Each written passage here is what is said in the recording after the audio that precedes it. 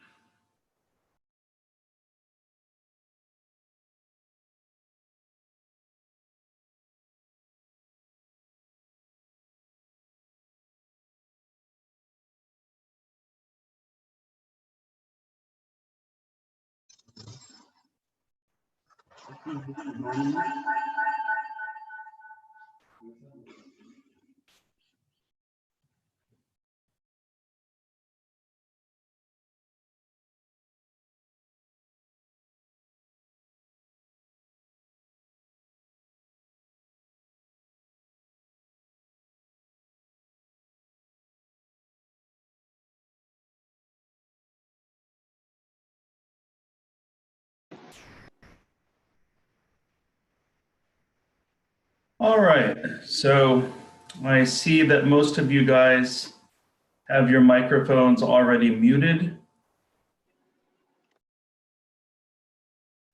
Oh, question from Andrew. Will we be communicating through this chat or by audio? Either way, I do ask that people keep their microphones muted when they're not speaking, so that only one person is speaking at a time. If other people have their microphones on other than the speaker, then it will cause an echo and this annoying feedback that can become pretty frustrating to deal with.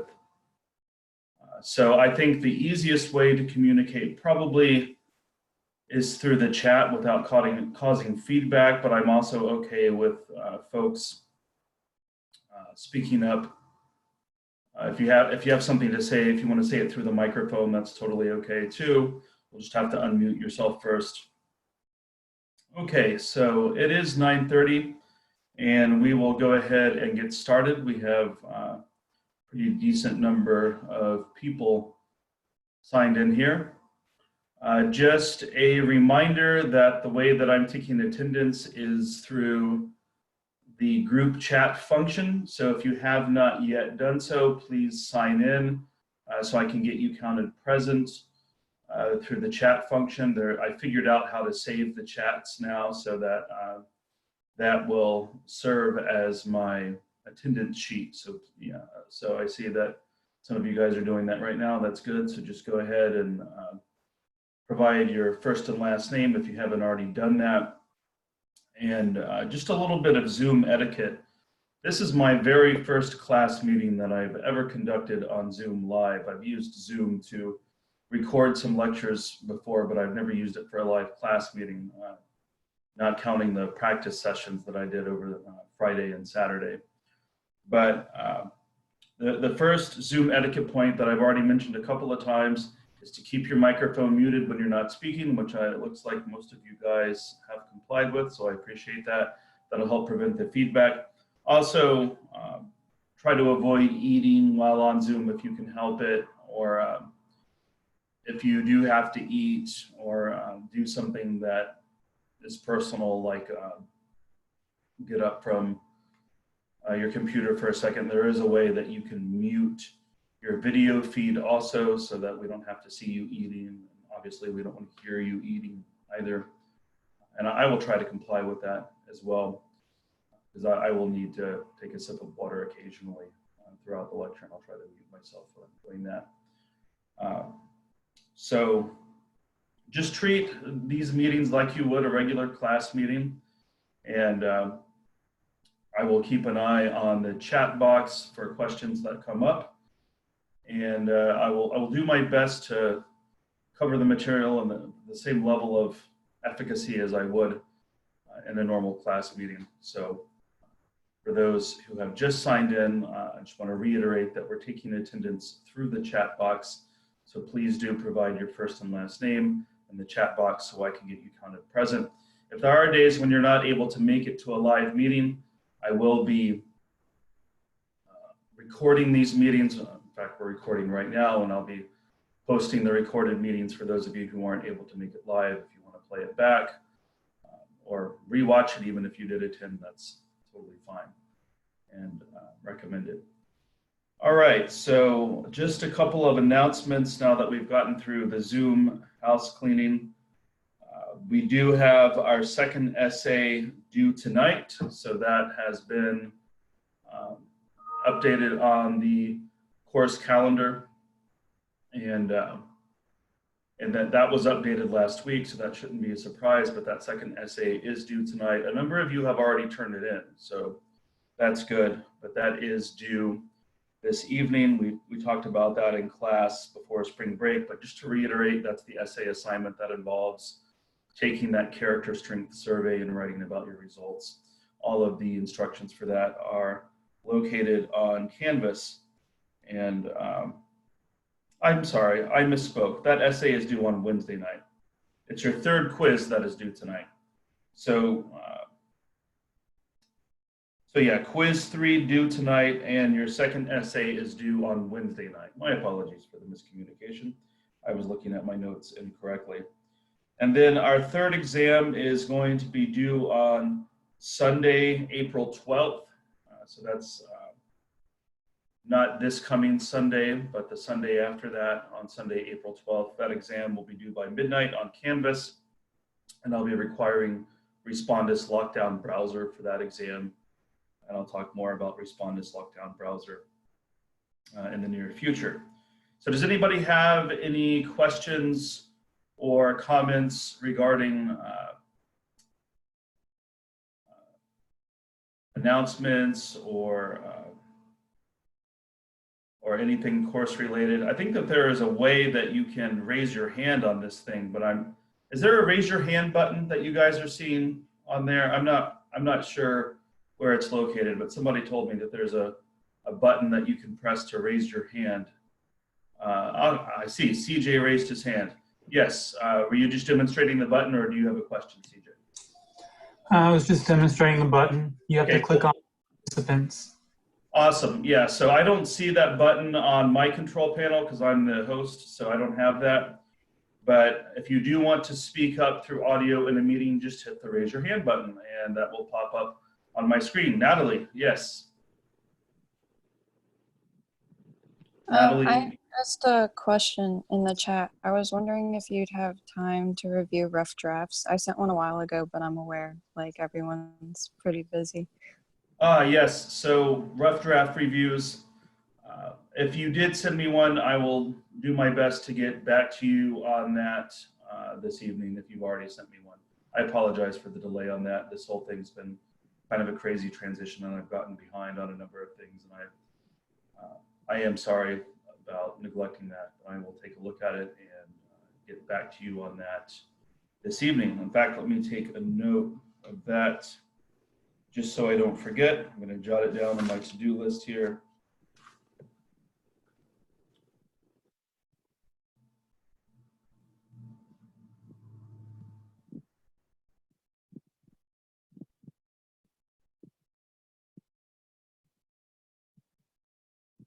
All right. So it's on my to-do list now, and that way I'm not going to forget about it. Any other questions, course related or whatnot? Okay. So Envy almost gave me a heart attack. Yep. Sorry, Envy. I didn't mean to almost give you a heart attack. So that will be, that essay is due on Wednesday night, and the third quiz is due tonight. Okay, so I'm going to go ahead and pull up my slides here for our chapter.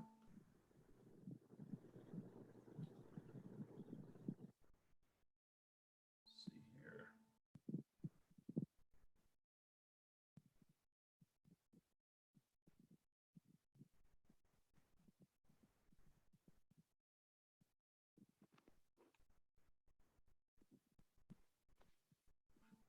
Okay, so you guys should be seeing my chapter 9 slides on screen. Are you guys seeing my chapter 9 slides? Somebody shoot me a yes if you can see it in the. Right now, it's on your email. It's on my email. Okay, let's see. I did something. Briefly, the PowerPoint was up. Let's Very see. briefly.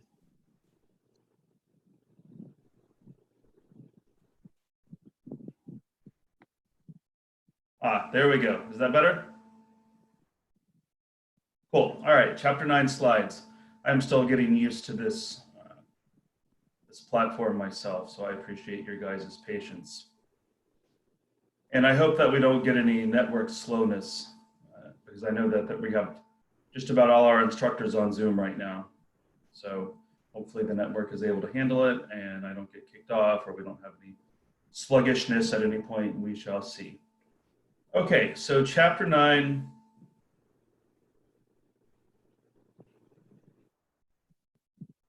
There we go. Chapter 9 deals with the topic of motivation and emotion. So these are really heavily overlapping concepts. For one, they both come from the same Latin root word, movere, which means to move. So we get this sense when we talk about motivation and emotion of this force that propels us forward in life. When we think about emotions, we're generally thinking more about feelings.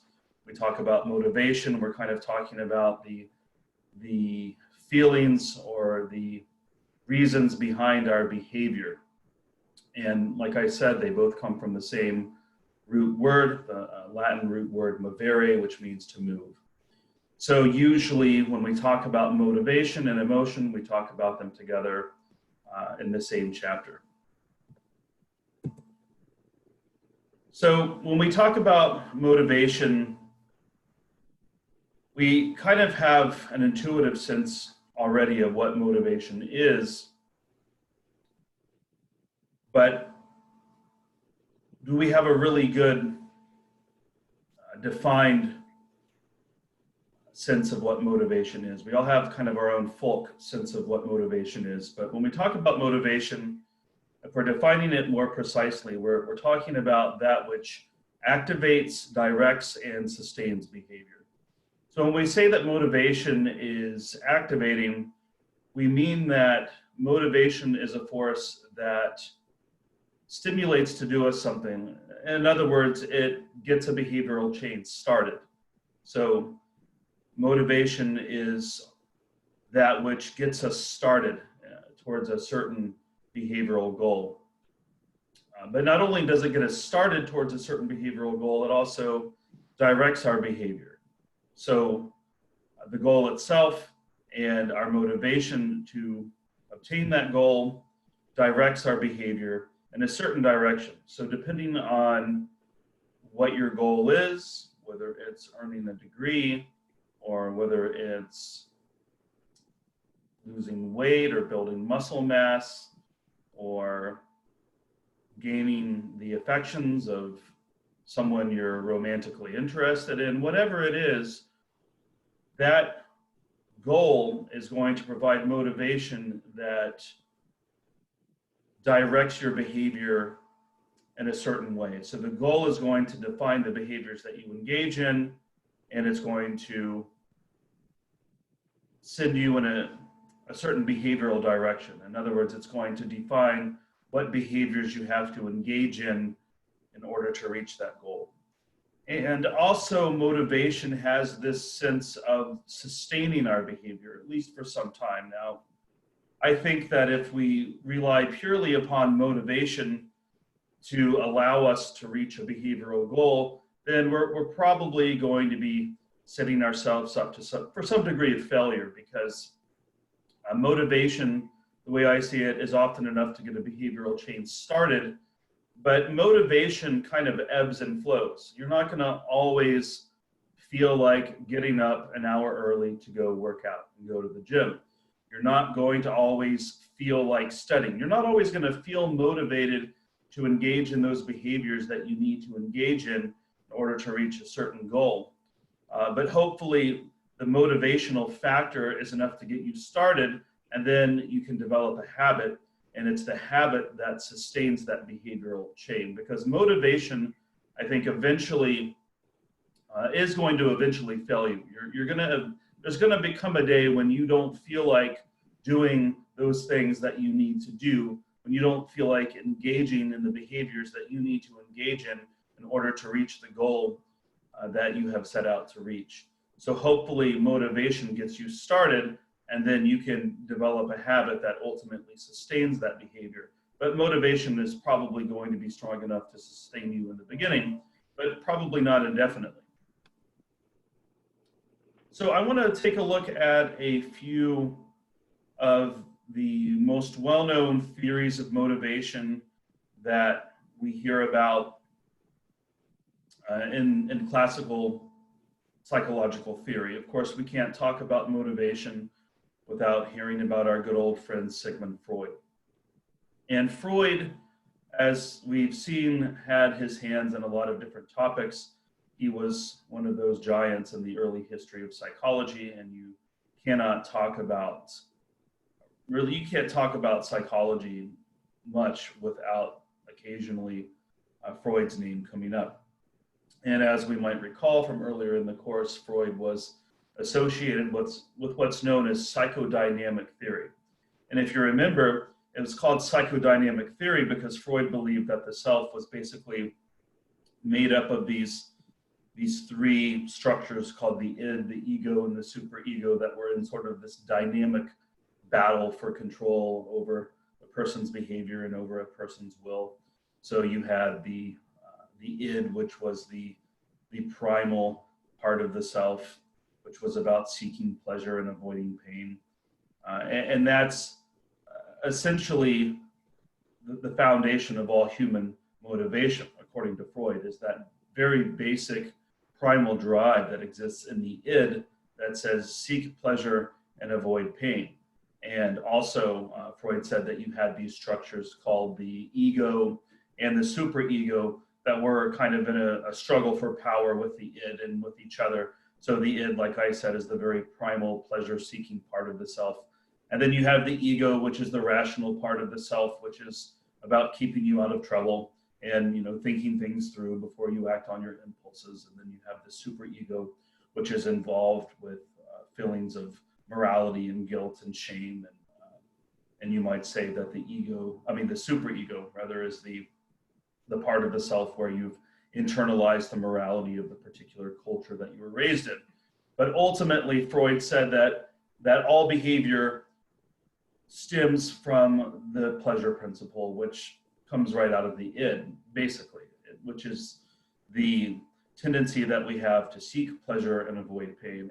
And just about all human behavior could ultimately be explained in terms of that pleasure principle. Of course, this is a little bit of a simplistic model of motivation, to say the least. I think that it's fair to say that most of us can recognize without any significant level of training that this is a very simplistic view of motivation. And Freud also ended up adding this second component of his motivational theory later in his career, which I don't have listed on this slide, but he referred to it as the Thanatos complex. So Freud later in his life came to believe that human beings have this innate bloodlust and drive towards destruction. And he had sort of a pessimistic view of the human race. And if you were living through the times that he lived in his conditions, you might have similar views yourself, given that he was a person of Jewish descent, dying of cancer in the middle of the Holocaust, half his family members becoming victimized by the Nazis, and the Nazis were burning his books. And, the state of the human condition was pretty miserable in general, and the state of the human race was pretty miserable at the time of his death. And in the last couple of years of his life, he came up with this idea called the Thanatos complex, which said that in addition to the pleasure principle, we have this desire to basically destroy ourselves, this sort of innate suicidal bloodlust. And Freud really believed that ultimately the human race would eventually destroy itself through weapons of war that would become increasingly sophisticated and destructive. Any thoughts, comments at this point? What do you guys think of Freud's idea that we have this inherent drive towards self-destruction? Is that something that resonates with anybody? Does anybody think there's anything to that idea? It is an interesting idea. Yeah, and you can see that there's some might argue that there's evidence for this that you can see all around us, even to the present day, whereas we continue to fight each other, and we have not yet been able to achieve a completely peaceful world. Although some psychologists like Steven Pinker, for example, he wrote a famous book called The Better Angels of Our Nature. He's a Harvard psychologist, and he argued that actually violence is becoming less and less common, and that the world is becoming a safer place to live in. And he doesn't think that we necessarily need to look at the human race with the same level of doom and gloom that Freud necessarily did.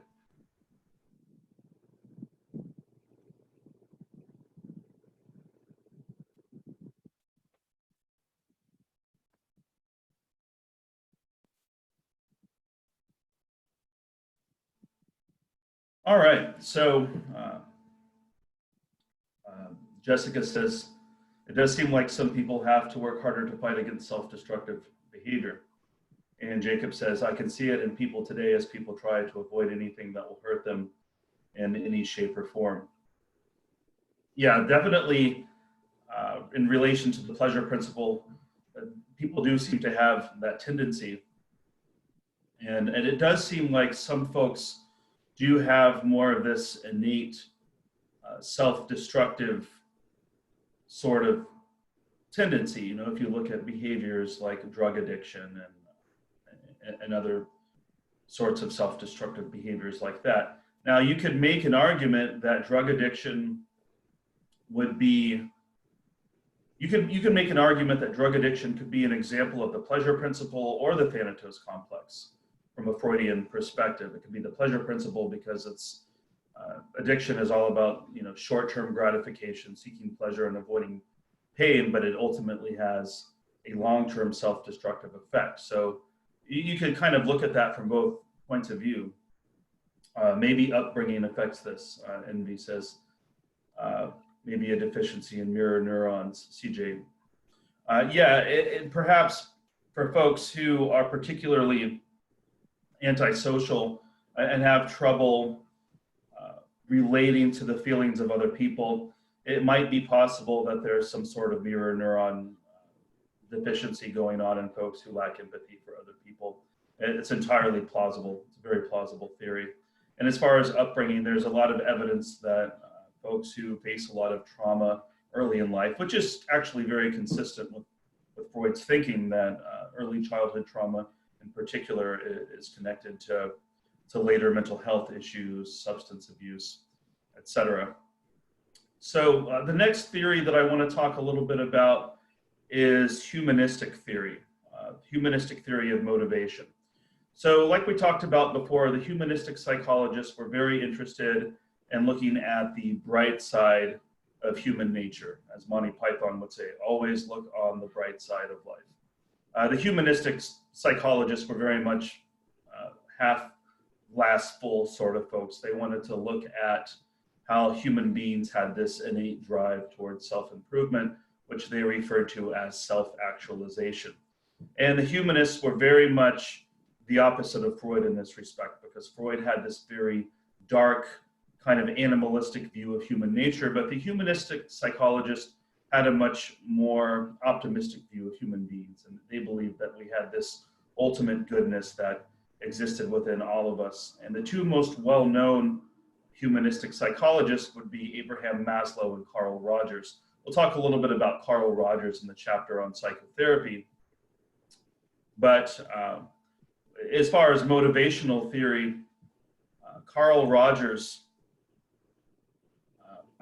Abraham Maslow is the humanistic psychologist most well known for his contributions to motivational theory.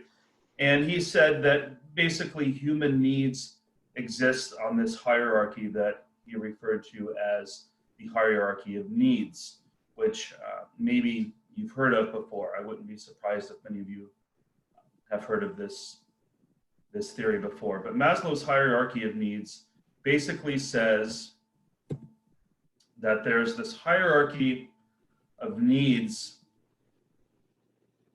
where we have our most basic survival needs at the very bottom. These are the sorts of needs that are prerequisites to survival. Things like food, water, oxygen, and sleep, things that you absolutely have to go on living. And these needs have to be met before you can start to worry about higher needs. And the next level on the hierarchy, according to Maslow, would be safety needs. So this is having a roof over your head, protection from harm, protection from the elements, etc. So at the very bottom two rungs of the hierarchy, you have biological needs and you have safety needs. And once those needs are met, you can start to worry about more socially based needs, like belonging and love, for example. We all have this need to belong, according to Maslow, and a lot of the psychological research verifies this, not just Maslow, but we all have this need for social acceptance. For the vast majority of human beings have a very strong need for social belonging and a need to feel loved by others and accepted by others.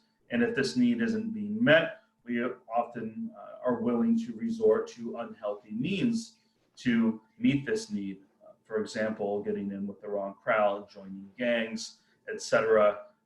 Those can become dysfunctional ways of meeting those particular belonging needs. Once our belonging needs are taken care of, according to Maslow, then we can start to worry about what he referred to as esteem needs. You might think of this rung of the hierarchy as professional success, not just professional success, but success in general, having a good reputation, having a good career, having a decent income, a good credit score, good career, and folks who respect you, and just this sense of being successful in life, you might think of as esteem needs. And then finally, when that level of success is rounded off, then you can start to worry about what Maslow referred to as self-actualization. And this is reaching your truest potential. And this is where you start to get involved in what Maslow referred to as peak experiences, which are these experiences where you're trying to maximize your experience in life. Either maybe it's through spiritual practices or religious membership or travel or education, or just making the absolute most and best of yourself. This is the very top of the hierarchy of needs, according to Maslow. And like I said, Maslow said that the lower needs have to be met first before the higher level needs can be met. And I think this is generally true of most people, I think most of us do worry about these lower level needs before we worry about the higher level needs. But there do seem to be some folks in the world who buck that trend. I think of folks like Mother Teresa, for example, who took a vow of poverty just to pursue the spiritual end of serving the poor, for example. Or I think of homeless monks in Asia who just do nothing but meditate and sit with a food bowl all day long. They seem to have skipped these lower level rungs on the hierarchy. So there do seem to be some exceptions to the order in which these needs get fulfilled. But as a general rule, I think that most of us probably live in a way that is consistent with this hierarchy. And if anyone has any questions or comments, feel free to chime in the chat or raise your hand at any point.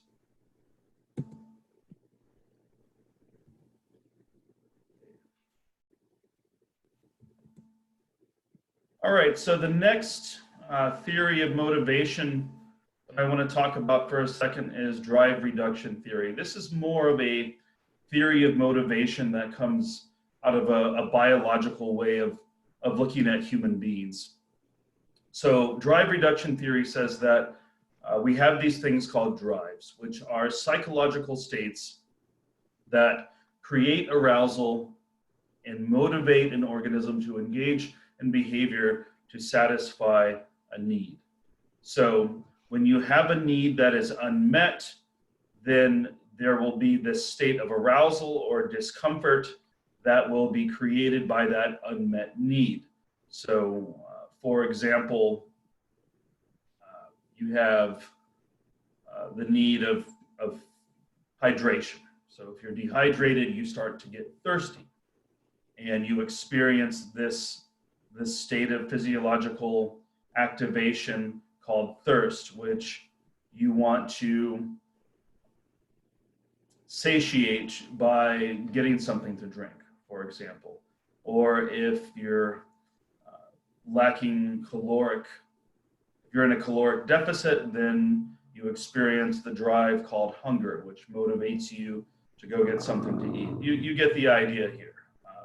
Whether it pertains to food or sexual arousal, you name it.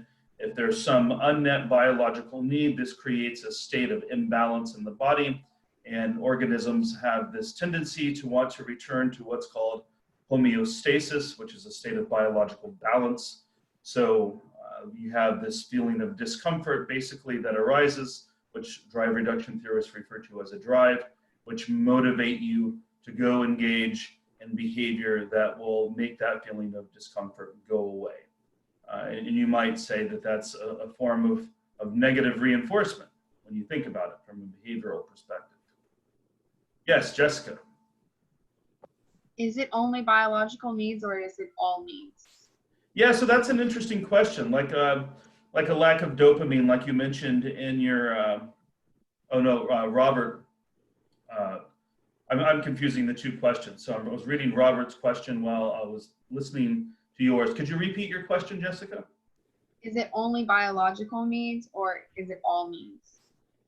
Yeah, so I would say that this primarily pertains to biological needs, although folks who buy into this theory might try to make the argument that all needs are ultimately biological because all needs are ultimately the result of things the brains are doing, things that the brain is doing, which is a great segue into Robert's comment on the chat, like a low dopamine level, for example. Well, if your dopamine levels are low, then you're going to be experiencing a lack of pleasure in your life. You're going to be experiencing maybe a depressed mood. Some folks refer to this as a state of anhedonia, where you're just not experiencing enough pleasure.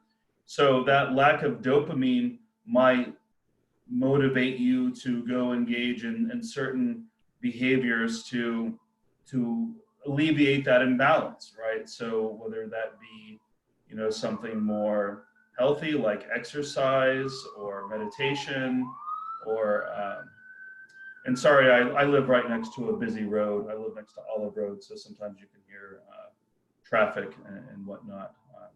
Probably just heard a siren going by. Ramona, yes. Okay, so for people who don't experience pleasure at all, for those like who choose to be asexuals because they never get aroused, does that have to do with the lack of dopamine, or? That's an interesting question. I don't know a lot about asexuality. It's an area that I just know very little about on a professional basis. Although I am aware of the fact that there are a small number of folks who report being asexual, which is not experiencing any desire for sex, basically ever, for whatever reason that is. I don't want to surmise or conjecture too much because I don't want to say anything that's not accurate. But I do know that there are folks who say that they are asexual, and I do know that dopamine is involved in sexual arousal.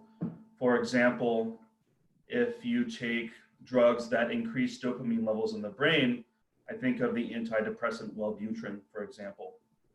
The antidepressant Wellbutrin is known to increase dopamine levels in the brain, and some folks who take Wellbutrin report experiencing an increased sex drive when they take that medication. So whether or not folks who are asexual have some sort of atypical dopamine function, it's possible. I don't have enough expertise in that topic to say for sure, but it sounds like a plausible hypothesis. I'll say that. Yeah. Great question. All right.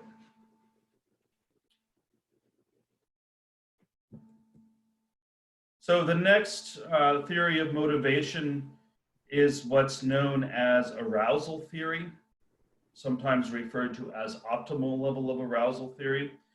But basically what this theory says is that we all have what's called an optimal level of arousal.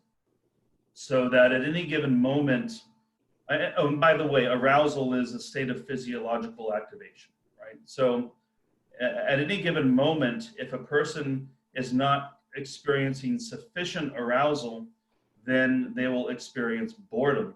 On the other hand, if you're experiencing too much arousal, then you'll experience anxiety. So we have this optimal level of arousal, which is this sweet spot of physiological activation, which allows us to not either be bored or overly aroused, which would constitute a state of anxiety or discomfort. So arousal theory says that basically we engage in behaviors that are aimed at increasing our levels of arousal or decreasing our levels of arousal so that we reach that set point of our optimal level of arousal. So like I said, arousal is this sense of physiological activation, such as increased brain activity or increased autonomic responses, such as heart rate, sweating, muscle tension. All of these things are markers of what we would call arousal. And when we say arousal, we're not just talking about sexual arousal, that's one form of arousal. But arousal is just a general term for physiological activation, like I said, including brain activity or autonomic responses, such as increased heart rate, sweating, or muscle tension. So we engage in behaviors to get us to that point. Yeah, so Julia commented, so too much arousal creates anxiety. Yeah, so that's the idea. And there's this, Andrew asks, does the optimal level of arousal differ from person to person? Absolutely, right? So that's why, one person, their level of an optimal level of arousal, their idea of optimal level of arousal would be like these two young ladies reading a book on the beach here. On the other hand, you might have someone who's sort of an adrenaline junkie, and their idea of a good time is to jump out of a perfectly good airplane at 10,000 feet, right? So, and it can change from moment to moment. So for example, I have done both of these things. I mean, my idea of a good time often does involve sitting down on the couch and reading a book. I do a lot of reading. I'm also a big time nerd, but I do a lot of reading and I find that enjoyable. But sometimes if I've been sitting down reading for a long period of time, if I've been sitting on the couch reading for 2 or 3 hours, for example, as is often the case, I'll start to get a little antsy and I'll get up and I'll walk down to the park. There's a park near where I live on Olive Road, and I'll go walk to the park and walk a few miles, you know, just to get my heart rate up and to, you know, increase that arousal a little bit, right? So it changes even within one person from moment to moment. And I've also gone skydiving before, right? So this is not an either or sort of proposition. It does vary from person to person, and it also varies within a person from one moment to the next. So it's just gonna depend on where you're at in that particular moment. So arousal theory has put forth this principle that's become known as the Yerkes-Dodson law, which is this finding that's been demonstrated pretty reliably in the literature that there's a sweet spot for arousal, and if you're below or above that sweet spot, it's going to have a negative effect on your performance on a task. So for example, let's say you're taking an exam in class and you're really super anxious about your performance on the exam. In fact, a number of folks have what's called test anxiety. I bet there are some folks in this class right now who experience test anxiety. Well, some folks experience test anxiety that's so severe that it actually will cause them to fail exams, and sometimes they'll even have to go get ADA accommodations to get extra time on their exams and to take the exams in a quiet room so they have reduced distractions, and ADHD can be a factor there as well. But for a lot of folks, it's just pure and simple test anxiety. And the test anxiety can be so crippling that it actually causes the person to perform at a lower level on the exam that does not reflect their true level of knowledge. So that would be an example in which your level of arousal is too high. And but on the other end of this curve, which it takes the shape of an inverted U, this is what we call an inverted U curve that you see in this slide. On the other end of the spectrum, if you're taking an exam and you don't give a crap about your performance on the exam, let's say that you partied all night the night before, you don't really care about how well you do on the exam, or let's say your grade is so high in the class that no matter what grade you make on the exam, you're still going to make a decent grade in the class. Let's say you've got a grade that's so high in the class that even if you were to make a 50 on the final, that you would still end up with a B+ in the class, right? Well, you're probably not going to care very much about your performance on that exam. And that lack of caring, that lack of arousal is likely to have a negative effect on your performance on that exam because you don't care enough. So for your performance on the exam to be optimal, you want to be right there in that sweet spot where you're taking the exam seriously, you've studied for it, and you care, but you're not so anxious that it's causing you to have a complete meltdown and bomb the exam. So that's what's known as the Yerkes-Dodson law, and it's part of optimal level of arousal theory. Comments, questions at this point? All right, so the next point of view or theoretical orientation. Yes, we have 2 participants who have raised their hand. Let's see. All it's telling me is that 2 people have raised their hand, but it's not telling me who those people are. So I guess if you're one of those people, go ahead and unmute your mic and speak up. Oh, Jessica. Yeah, Jessica. Wondering why arousal is only related, when you speak about it, why it's only related to sex if it's about more than just that. I'm sorry, I'm not, it is about more than just sex. Yeah, no, that I was wondering why, when we speak about it in normal terms, why it's only talked about in terms of sex, Yeah, not in. so I agree. I think that maybe people are just preoccupied with sexuality. Maybe Freud was onto something there a little bit, you know. But yeah, when most people use the term arousal, I think, at least in my experience, that a lot of people think of sexuality when you hear the term arousal, but that's sexual arousal. Arousal is really more a general term that just pertains to physiological activation. And it's a great point. I think the term is misunderstood by a lot of folks, that it's most likely overly sexualized. Let's see, someone else had their hand up. I can't see who it was. Did that person lower their hand? Okay, well, if you think of your question, just let us know. Okay, so I lost my chat bar here, just a second.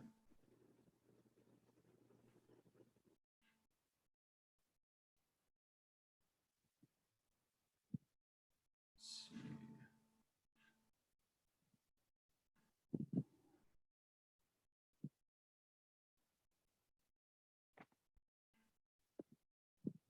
Okay, there we go. All right, so the next orientation that I want to talk a little bit about is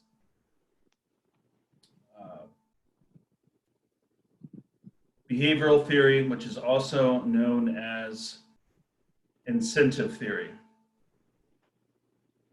So this is the theory of motivation that comes out of behavioral theory, like the slide says, and it's associated with the ideas that we talked about in chapter 6, which it's been a while, so just to reiterate: classical conditioning, operant conditioning, observational learning. So classical conditioning being that type of associational learning that we talked about, that Ivan Pavlov discovered, and operant conditioning, learning from the consequences of our behavior, and social learning, which is learning from other people. That's all the behavioral stuff that we were talking about a while back in chapter 6. And incentive theory is basically a theory of motivation that comes out of behavioral theory, and it pertains mostly to operant conditioning, which is learning from the consequences of our behavior. So behavioral theory talks a lot about how incentives affect our behavior and our motivation. So incentives, this is a term that's used by behavioral psychologists to talk about external objects or goals or rewards that motivate our behavior. So if your motivation to engage in a certain behavior is to get paid, for example, then your incentive is money. If your external reward is praise from other people, then that's the incentive of social approval. You get the idea. So incentives are those external motivators, those reinforcers, so to speak, that drive our behavior forward from an operant conditioning standpoint. And behavioral theorists, when they talk about motivation, they generally talk about two broad types of motivation. They talk about extrinsic and intrinsic motivation. So extrinsic motivation is the type of motivation that I've been talking about here for a minute, involving incentives. So if you're engaging in a behavior in order to obtain money or social approval or any sort of external reward, then that's extrinsic motivation, because it's a motivator that is exterior to you, extrinsic motivation. On the other hand, intrinsic motivation is engaging in a behavior just for the pleasure of the act itself, right? Can anybody think of any behaviors that are intrinsically motivated, meaning that people engage in them because they feel good and for no other reason than that? Volunteer work? Volunteer work, yep. And now, of course, there's the possibility that you might be engaged in an academic program that requires that volunteer work to complete that program, and that would provide some extrinsic motivation. But if you're doing it just to volunteer, then yeah, that would be a great example of that. Exercise, yeah, video games, eating, yep, all of the above, right? Now, there are some people who get paid to do all of these things, right? There are people who get paid to play video games. They're professional gamers, which is becoming more and more of a thing. And there are people who eat for a living, like restaurant critics and, you know, folks like Anthony Bourdain, who, well, he passed away, unfortunately.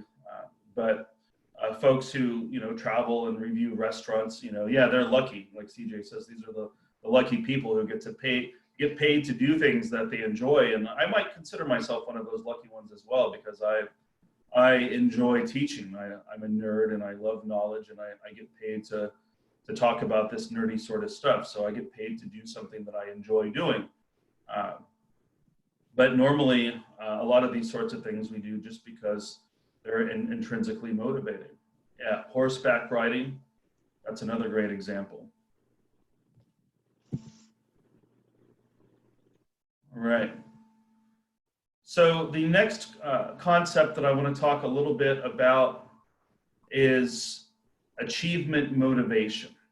So achievement motivation is this need or drive that we had to have to obtain a certain standard of excellence in our lives. And we all have varying amounts of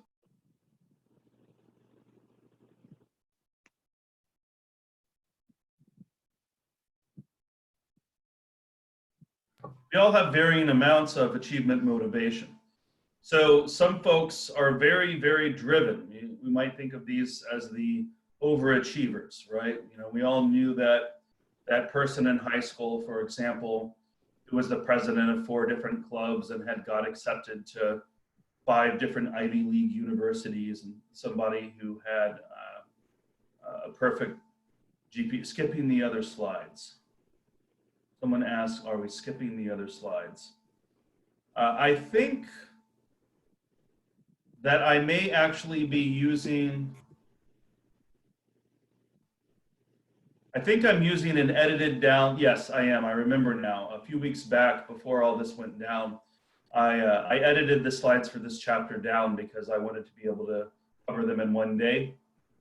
So, so there are some slides that you might see in the versions that I have posted on Canvas that I'm not covering in the lecture yet. So I think there are a handful of slides relating to the hormones around eating and some other stuff that I did edit out of my presentation for the final version.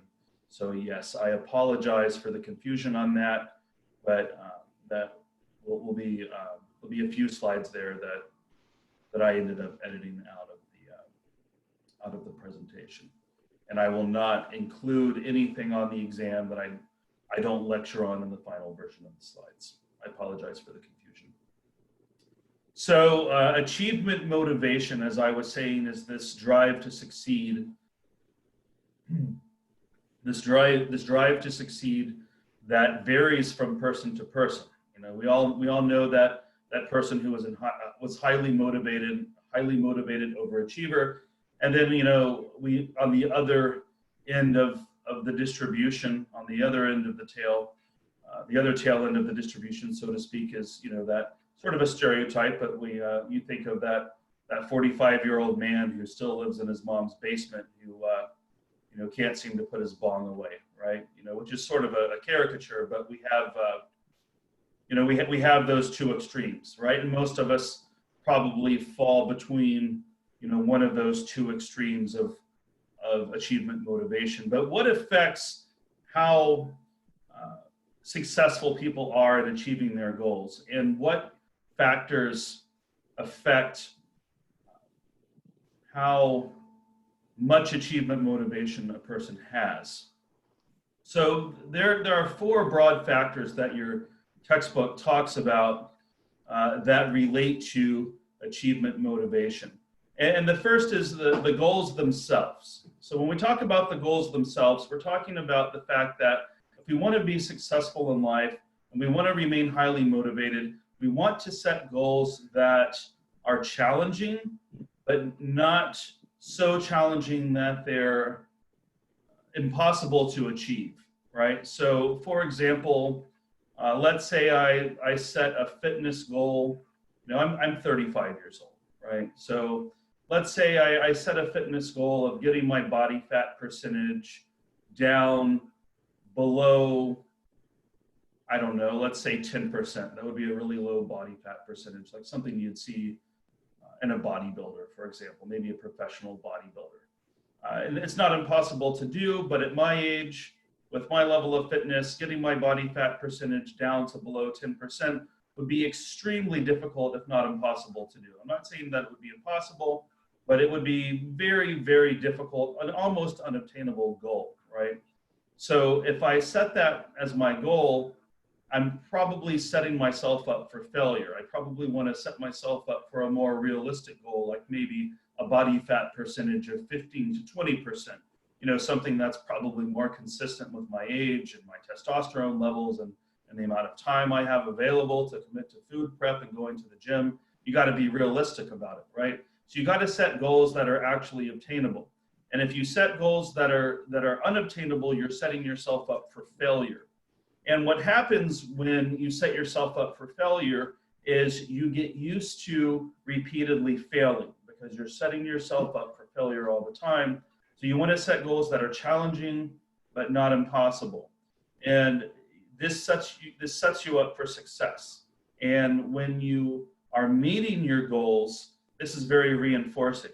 And it sort of sets up this feedback loop where meeting a goal causes you to be even more motivated to meet your next goal. And you put this pattern down in place that you're teaching yourself that you're the sort of person that obtains their goals, right? So this leads to an increase in what's called self-efficacy. And self-efficacy is the second point that underlies achievement motivation. Self-efficacy is the belief that your efforts will result in reward, right?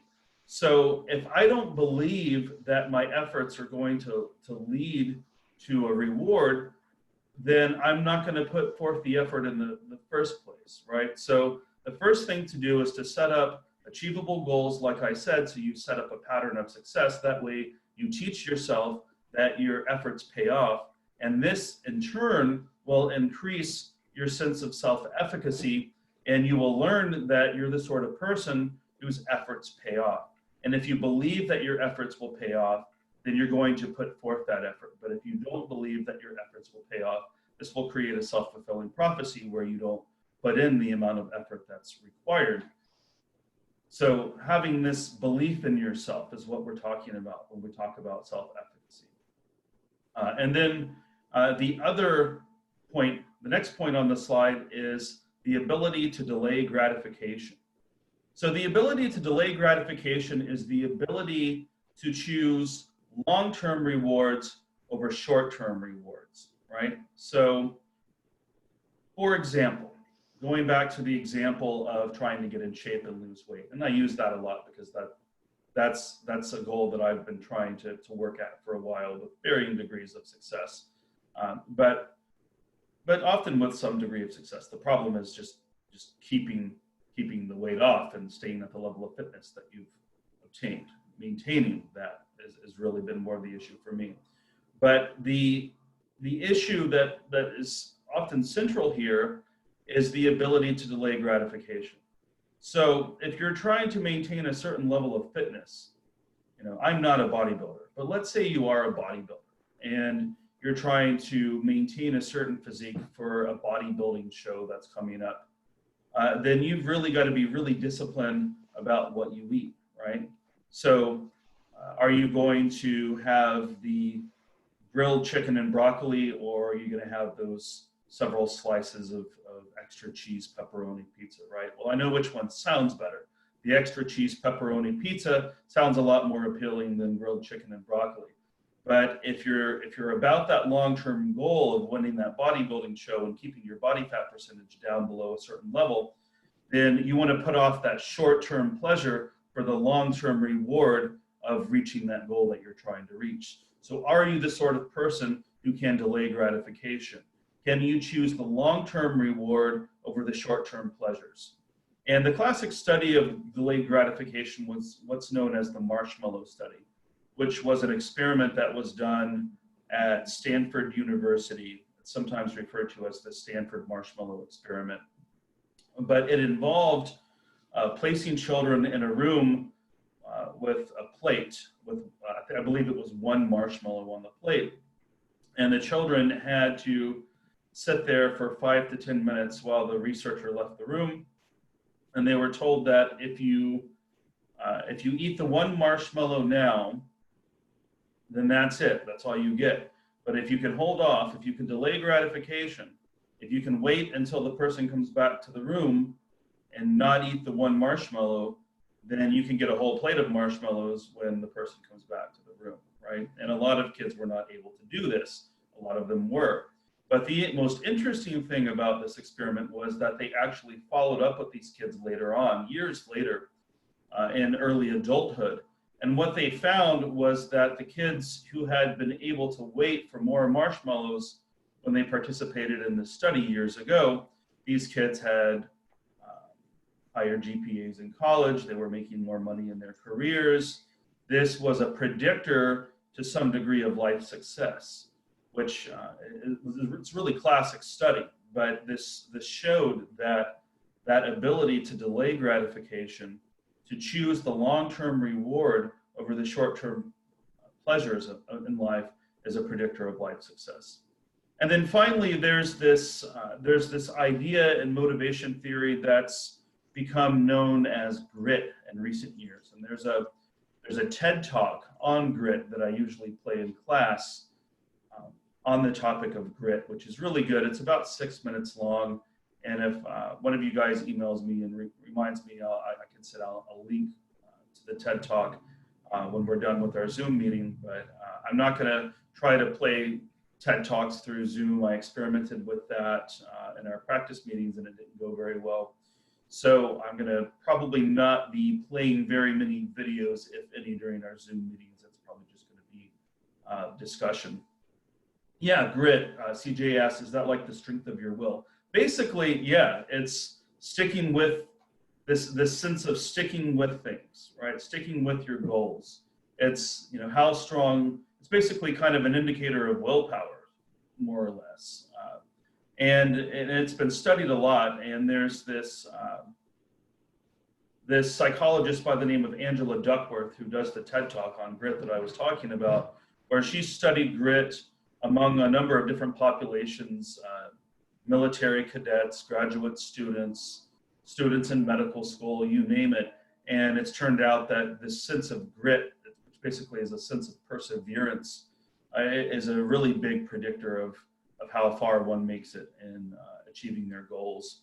And if you're really interested in the topic of grit, like I said, there's the 6-minute TED Talk on the topic of grit that Angela Duckworth gave. And she also has a book on the topic called Grit, which is really good. And I've read some excerpts from that book and I've enjoyed what I've read of it. All right, so the next part of the chapter that I want to talk about deals with theories of emotions. And we have just a few slides left that I want to cover in this chapter, and then there's a chance that we might get out of here a few minutes early today. But emotion is the other side of the motivation equation, right? So we've been talking about motivation, but emotion is that part of the equation where we're talking about our feelings about things, right? So our textbook definition of emotion, feelings that involve physical responses, changes in thoughts and actions, and personal evaluations. So emotions have this evaluative component. Emotions convey a judgment about something. We don't usually have emotions about things that are neutral. We have emotions about things that our brain designate as being good or bad. So when we talk about emotions, we talk about primary emotions and secondary emotions. So primary emotions are emotions that have direct survival value and are believed to be cross-culturally universal. So what that means is that when human emotions have been studied, these are emotions that have been found to exist in all cultures, regardless of where it's been studied. And it's also believed that these are primarily biologically based and play a direct role in our survival. For example, anger and fear are kind of flip sides, but they're the emotions involved in our fight or flight response, right? These are emotions that help us deal with threats. Sadness, this is an emotion that signals to other people that we need help.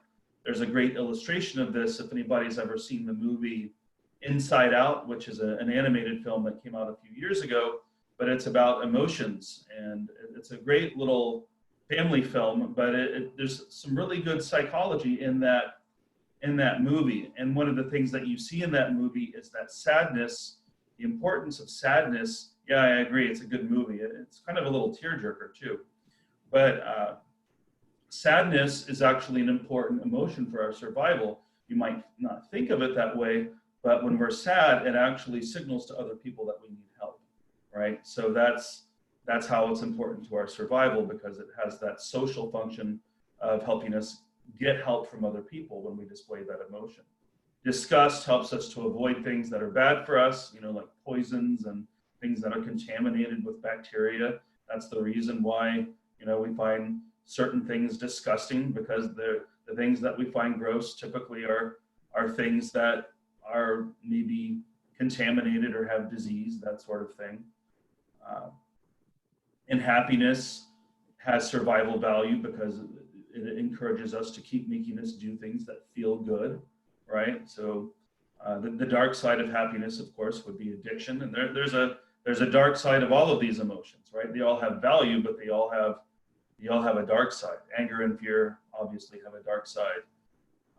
Sadness and disgust have a dark side. Even happiness has a dark side, and the role that it could play in causing us to get addicted to certain substances or behaviors. And surprise and contempt are still being debated as to whether or not they're cross-culturally universal. But secondary emotions are just blends of primary emotions, simply put. But primary emotions are those cross-culturally universal emotions that have been shown to have survival value. So real quick, I'm going to talk about the three major theories of emotion that are talked about in your textbook.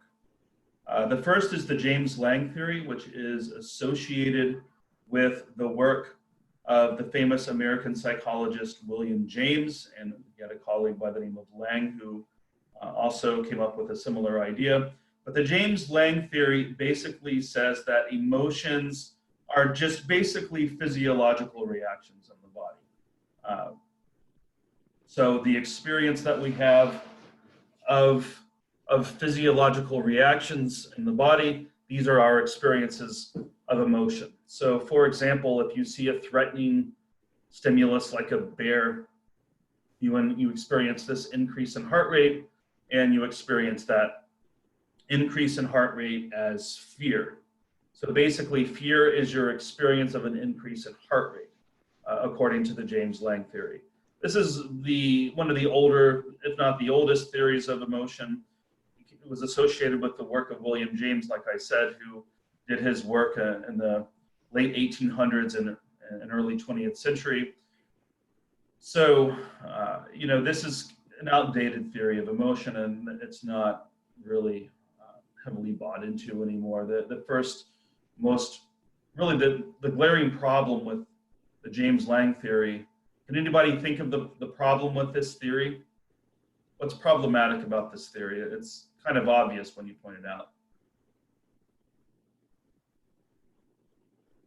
Well, the most obvious problem with this theory is that the same physiological response can be experienced as different emotions, right? So you get an increase in heart rate when you see a bear and you experience that as fear, but you also get an increase in heart rate when you're excited about something. Like say maybe you're at the airport and you're picking up a relative from the airport that you haven't seen in a long time. Maybe you're a spouse who's picking up their husband or wife from the airport who's coming home from a military deployment, and you're excited to see them. You're going to have an increase in heart rate, but that's not fear, that's excitement, right? So that's the major problem with this, is that the same physiological response can be experienced as different emotions. And CJ wrote a comment, why is it that emotions interfere with logical thinking?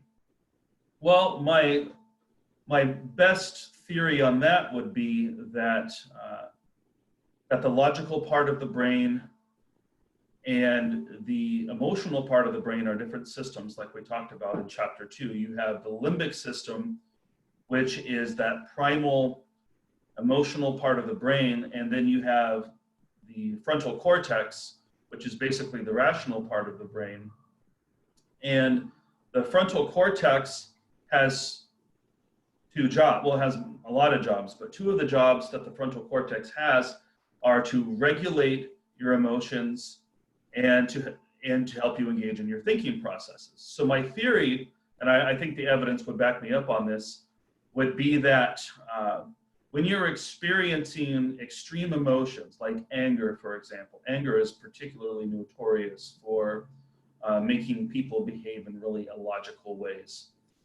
When you're experiencing a really intense emotion like anger, well, your frontal cortex, your frontal lobes, that rational part of your brain, one of its main jobs is to put the brakes on those primal emotions, right? So it's busy trying to calm that fire down, and it doesn't have enough resources to devote to rational thinking because it's too busy trying to get those flames under control, so to speak.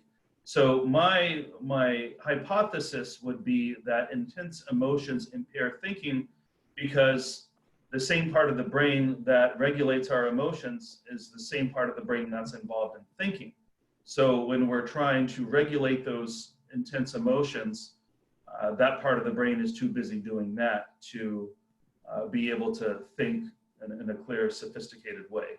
That would be my hypothesis, at least, on that. That's a great question. So basically, we get distracted by our own emotions. Yeah, precisely. So the next theory of emotion, which attempts to deal with this problem that we were talking about, how different physiological responses can be experienced as different emotions. One way this has been dealt with is through what's known as the Cannon-Bard theory, which says that emotions and physiological responses are basically two separate causal pathways in the body that just happen at the same time. So on one pathway, you see the bear, as we see here in the slide, you see the bear and you have the increase in heart rate. And then there's the other pathway through the frontal lobes of the brain that says, hey, this is something to be afraid of, and the amygdala lights up, and your brain says, hey, this is a threat. That rational part of your brain says we've got a threat here, and these two different pathways in the brain are lighting up simultaneously, but it just creates the illusion that they're the same thing, but it's actually two separate processes happening in the body at the same time, basically, is what the Cannon-Bard theory says. The last one that I want to talk about is the two-factor. It's not screen sharing the PowerPoint. You guys aren't seeing the PowerPoint? Okay, so one person reports not seeing the PowerPoint. I'm not sure why Robert is not seeing the PowerPoint. Most everyone else is. I'm not totally sure why that's happening for Robert. I'm sorry. I'm not. Yeah, maybe try resetting Zoom. I'm not sure. Maybe log out of the meeting and come back in. You might try that. That's weird. I'm sorry about that. So The last one that I'm going to talk about is the two-factor theory. And this is the one that's kind of my favorite of the three that the chapter talks about.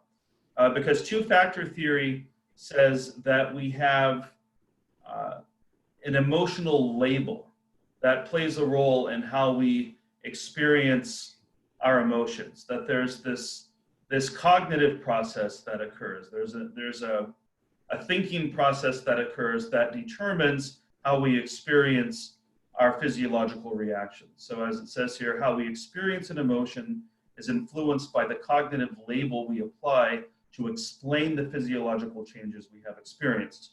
So I'm going to come back to excitation, transfer, and misattribution of arousal in a second. But just to give you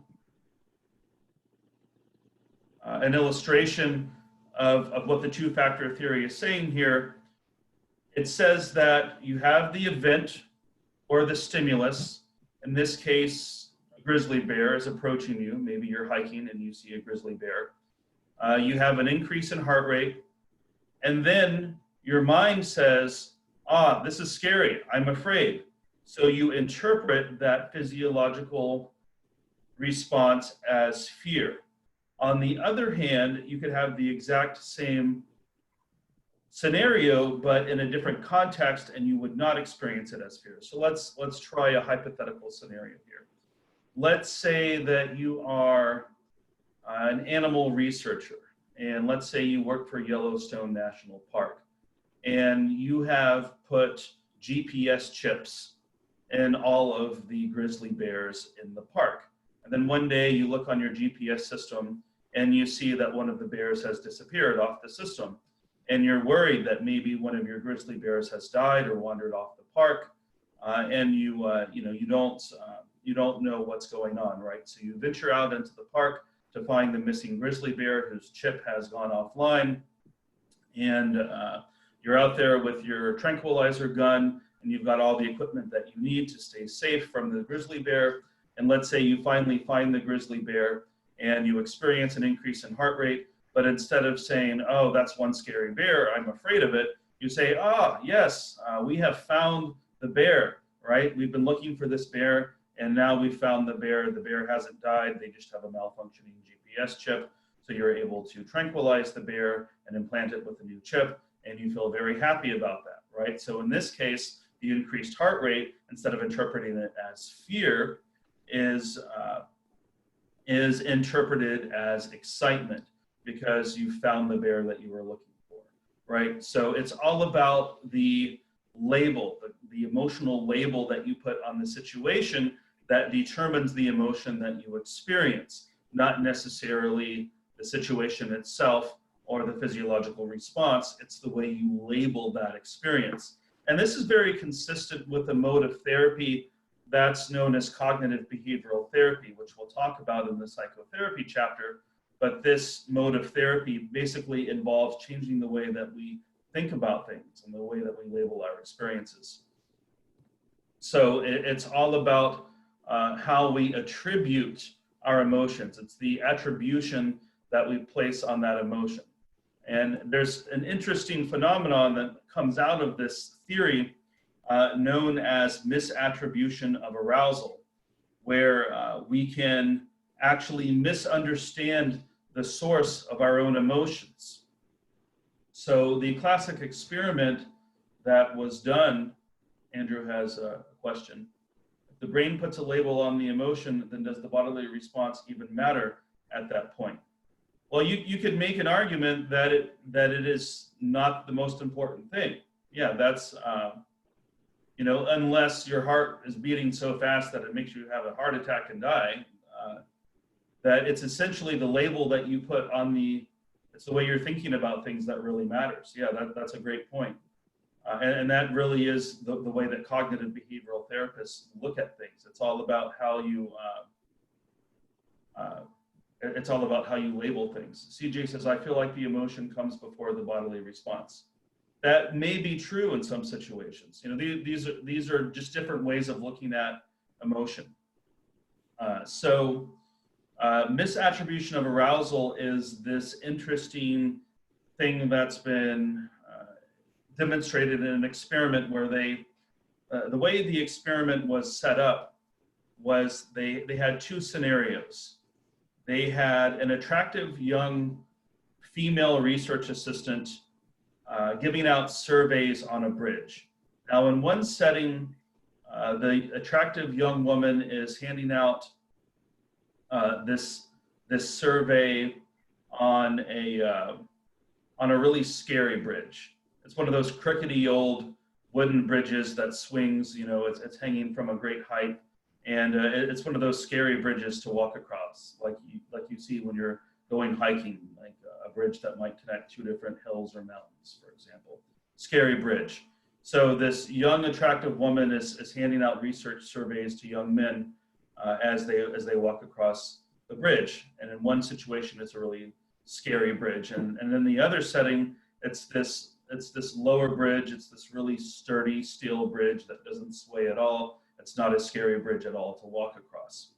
And she had these participants fill out this survey while standing on the bridge, and she also gave the young men her phone number while she was having them fill out these surveys.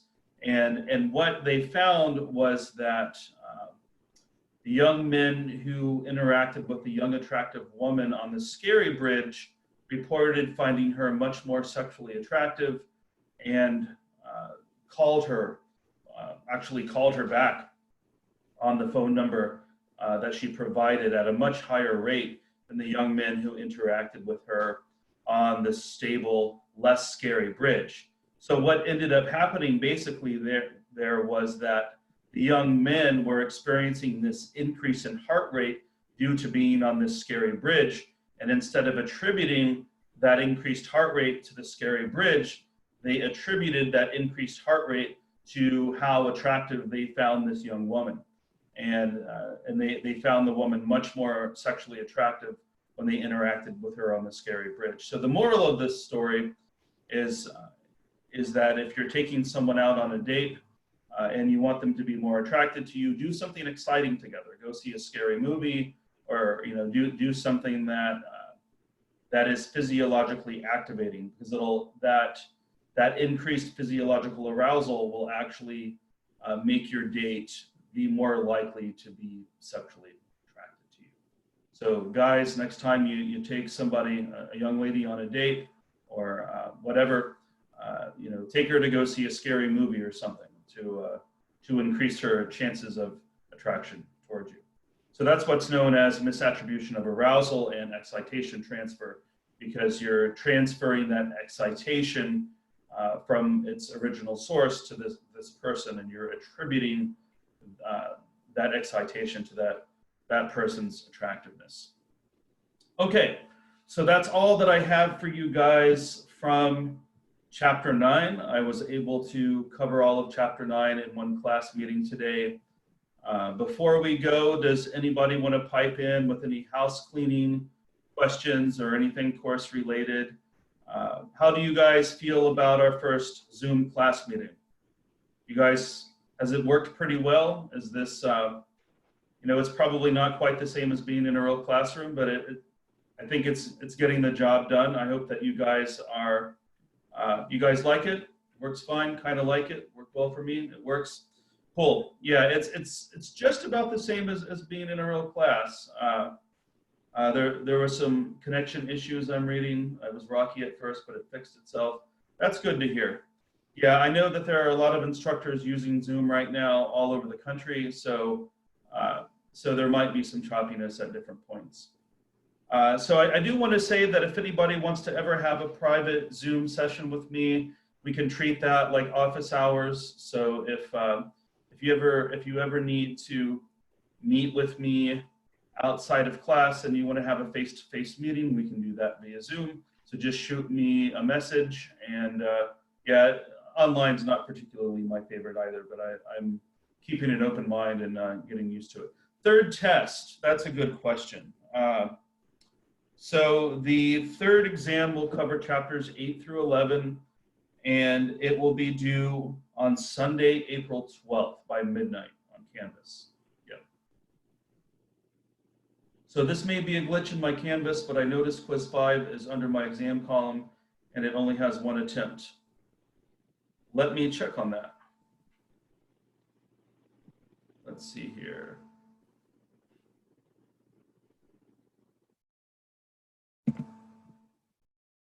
Let me pull up the Canvas page.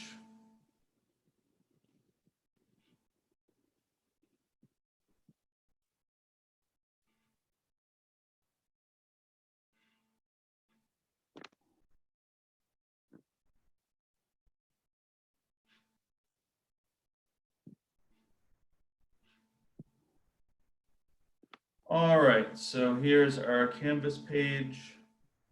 Let's see what's going on with that.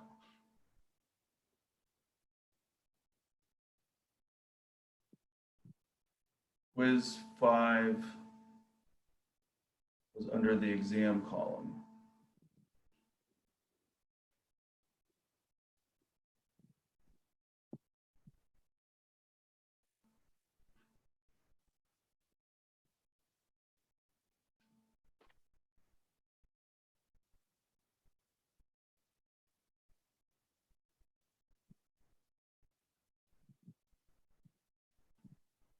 Let's see.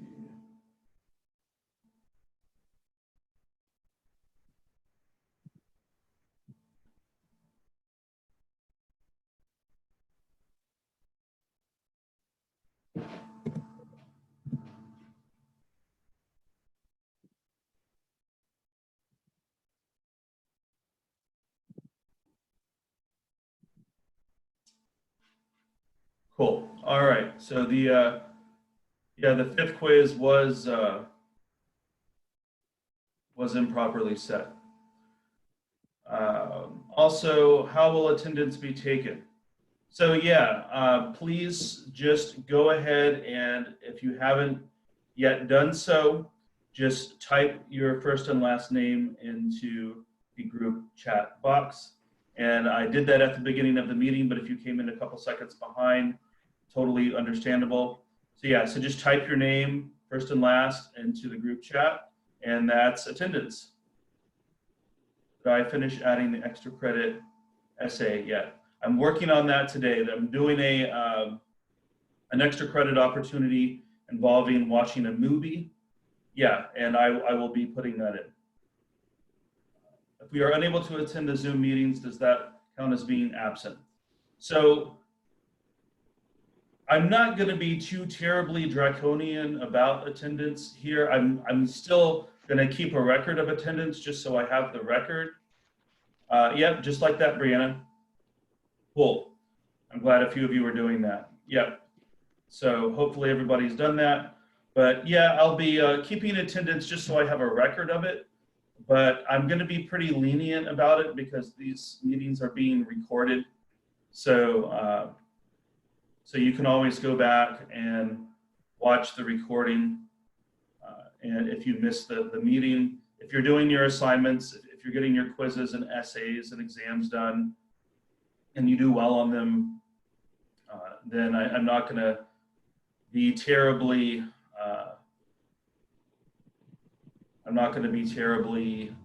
draconian about attendance right now.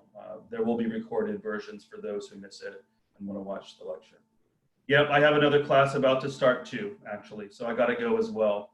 It starts in 5 minutes. So, all right, shoot me an email if you have any more questions, and I'll see everybody here on Wednesday. All right, see you then.